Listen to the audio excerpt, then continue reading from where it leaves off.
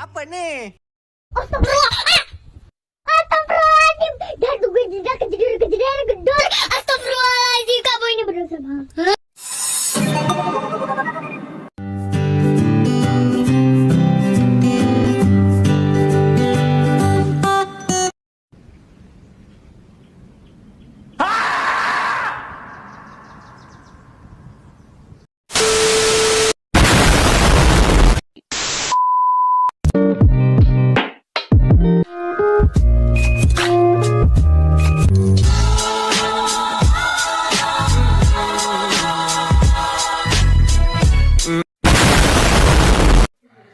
Assalamualaikum warahmatullahi wabarakatuh. Nama saya Bulan Suci Ramadhani dengan NIM 2017404045 dari kelas 5 TPIA. Di sini saya akan menjawab soal ujian akhir semester mata kuliah Sejarah Pendidikan Islam yang diampu oleh Bapak Ishak Suryonugroho, MSI. Untuk soalnya yaitu jelaskan perkembangan pendidikan Islam pada masa Rasulullah, pada masa Khulafaur Rasyidin, dan masa Bani Umayyah. Langsung saja yang pertama yaitu perkembangan pendidikan Islam pada masa Rasulullah SAW. Pada masa Rasulullah ini, perkembangan pendidikan Islam dibagi menjadi dua periode, yaitu periode Mekah dan periode Madinah. Langsung saja yang pertama yaitu perkembangan pendidikan Islam di Mekah yang berlangsung selama 13 tahun. Pada masa ini Rasulullah melakukannya dengan cara sembunyi-sembunyi dan hanya dilakukan kepada keluarga dan sahabat terdekatnya. Karena pada saat itu masih banyak yang belum percaya adanya agama Islam. Kemudian setelah banyaknya pengikut yang percaya akan adanya agama Islam dan pengikut Nabi Muhammad SAW juga sudah banyak, barulah beliau melakukannya secara terang-terangan. Pada masa periode Mekah ini, Rasulullah melakukan beberapa upaya. Salah satunya yaitu upaya pembebasan manusia dari akikah dari belenggu akikah sesat yang dianut oleh bangsa Quraisy. Pada masa periode Mekah ini, Rasulullah juga memiliki tujuan, yaitu untuk membina pribadi umat muslim agar menjadi kader yang berjiwa kuat dan menanamkan nilai-nilai keimanan yang berdasarkan pada tauhid. Baik, untuk yang kedua pada periode Madinah yang berlangsung selama 10 tahun. Pada periode Madinah ini, perkembangan pendidikan Islam sudah sangat luas dan pendidikannya juga berkembang sangat pesat. Karena pendidikan Islam di Madinah pada periode Madinah ini sudah sangat luas, materi yang diajarkan juga tidak hanya untuk menjadikan manusia menjadi kader yang berjiwa kuat, tetapi untuk membina aspek-aspek kemanusiaan sebagai hamba Allah untuk mengelola dan menjaga kesejahteraan alam semesta. Pendidikan yang diajarkan juga sudah banyak, yaitu meliputi tauhid, akhlak, sosial, ekonomi, dan kehidupan bernegara dan bersosial. Yang kedua yaitu perkembangan pendidikan Islam pada masa Khulafaur Rasyidin. Pada masa Khulafaur Rasyidin ini, perkembangan pendidikan Islam terbagi menjadi 4 periode. Yang pertama, pada periode Khalifah Abu Bakar As-Siddiq, dan yang kedua yaitu Khalifah Umar bin Khattab, dan yang ketiga Khalifah Utsman bin Affan, dan yang terakhir periode Khalifah Ali bin Abi Thalib. Baik, langsung saja yang pertama yaitu periode Abu Bakar As-Siddiq. Abu Bakar As-Siddiq memiliki nama asli yaitu Abdullah bin Abi Quhafa At-Tamimi. Abu Bakar memiliki arti yaitu pertama atau awal, yang artinya orang yang pertama kali memeluk agama Islam dan mempercayai adanya Rasulullah sebagai utusan Allah. Untuk As-Siddiq sendiri memiliki makna benar yang artinya membenarkan Rasulullah dalam setiap keadaan apapun. Salah satunya yaitu kejadian Isra dan Mi'raj. Pada masa ini, perkembangan pendidikan masih sama persis pada masa Rasulullah SAW, karena beliau hanya menjalankan tugas dari Rasulullah. Jadi, beliau belum mengembangkan pendidikan Islam pada masa itu.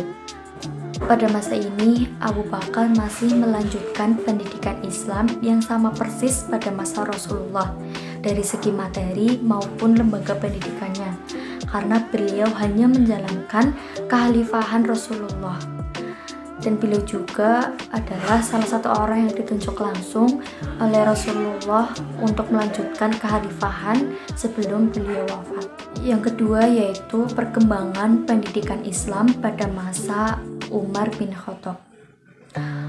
Umar bin Khattab lahir di Mekah 4 tahun sebelum Rasulullah lahir. Beliau berasal dari suku yang terpandang sangat mulia, yaitu suku Adi. Beliau juga menjadi salah satu sahabat yang sangat dekat dengan Rasulullah. Oleh sebab itu, beliau ditunjuk untuk melanjutkan kekhalifahan setelah Abu Bakar As-Siddiq wafat.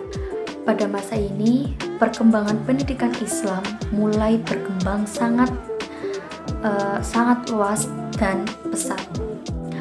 Oleh sebab itu, beliau melakukan beberapa usaha. Salah satu usahanya yaitu menunjuk dan mengangkat guru-guru di setiap daerah untuk ditaklukkan. Karena perkembangan pendidikan Islam pada masa ini sudah sangat lebar dan luas perkembangannya. Guru-guru yang ditunjuk juga memiliki tugas yaitu untuk mengajarkan isi-isi Al-Quran, ajaran Islam pada masyarakat setempat. Maka dari itu, pada masa ini perkembangan pendidikan Islam berkembang sangat pesat.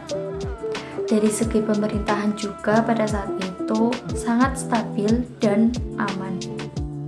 Dan ini juga mendukung salah satunya perkembangan pendidikan di sana. Selain itu, materi yang diajarkan juga sudah sangat berkembang dan melahirkan banyaknya guru-guru besar. Yang ketiga yaitu perkembangan pendidikan Islam pada masa Utsman bin Affan. Dahulu, Utsman bin Affan masuk Islam karena ajakan dari Abu Bakar As-Siddiq. Tetapi beliau bisa menjadi salah satu sahabat yang paling dekat dengan Nabi. Karena beliau memiliki kepribadian yang sangat baik, dermawan, berbudi pekerti luhur, dan selalu berprasangka baik. Oleh sebab itu, beliau ditunjuk untuk melanjutkan kekhalifahan setelah Umar bin Khattab pada umur 70 tahun. Pada masa Utsman bin Affan ini, pendidikan Islam terbagi menjadi 2 periode, yaitu 6 tahun pertama dan 6 tahun terakhir. Pada 6 tahun pertama, perkembangan pendidikan Islam berkembang sangat pesat. Sedangkan 6 tahun terakhir pada masa kekhalifahan Utsman bin Affan mengalami kemajuan yang sangat tidak berarti.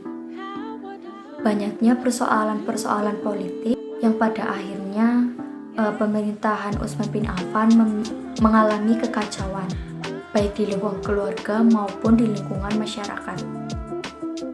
Yang keempat yaitu periode Ali bin Abi Thalib. Ali bin Abi Thalib adalah sepupu sekaligus menantu daripada Rasulullah SAW. Beliau lahir di Mekah pada tahun 603 Masehi. Beliau juga menjadi orang yang pertama memeluk agama Islam di kalangan remaja. Tetapi pada masa Ali bin Abi Thalib ini, perkembangan pendidikan Islam belum berkembang seperti masa-masa sebelumnya. Pada masa ini masih sama seperti pada masa Rasulullah yang dimana hanya fokus pada baca tulis Al-Quran. Hal ini disebabkan oleh konsentrasi umat Islam yang hanya fokus pada perluasan wilayah Islam dan terjadinya pergolakan politik. Yang terakhir ada perkembangan pendidikan Islam pada masa Bani Umayyah. Kekuasaan Bani Umayyah berlangsung selama kurang lebih 90 tahun. Pada masa ini, ibu kota dipindahkan dari Madinah ke Damaskus, tempat di mana Muawiyah berkuasa sebagai gubernur sebelumnya. Muawiyah ibnu Abi Sofyan adalah pendiri dinasti Umayyah yang berasal dari suku Quraisy, keturunan Bani Umayyah. Seiring dengan perkembangan pendidikan Islam pada masa dinasti Umayyah, terlahirnya beberapa lembaga seperti kutab, masjid, dan masjid sastra.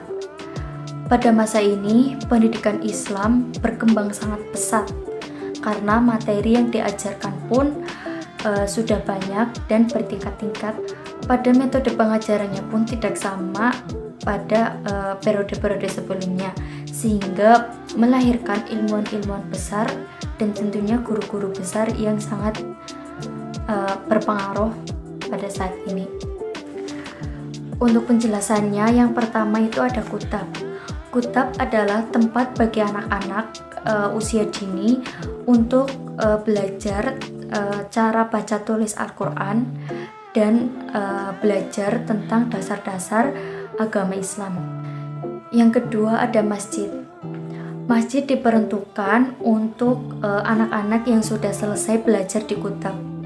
Masjid ini diperuntukkan untuk anak usia menengah dan tingkat tinggi.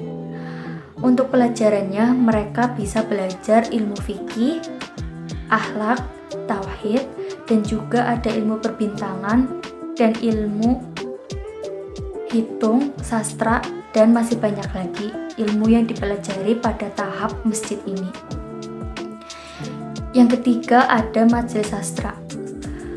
Majelis sastra adalah balai pertemuan yang disiapkan oleh khalifah yang dihiasi oleh berbagai macam hiasan yang indah. Tetapi majelis sastra ini hanya diperuntukkan untuk guru-guru besar dan ilmuwan yang berpengaruh di sana. Baik, sekian penjelasan tentang perkembangan pendidikan Islam pada masa Rasulullah, Khulafaur Rasyidin, dan Bani Umayyah untuk menjawab ujian akhir semester pada mata kuliah Sejarah Pendidikan Islam. Apabila ada tutur kata yang berkenan dan materi yang kurang lengkap, mohon dimaafkan. Sekian dari saya. Wassalamualaikum warahmatullahi wabarakatuh.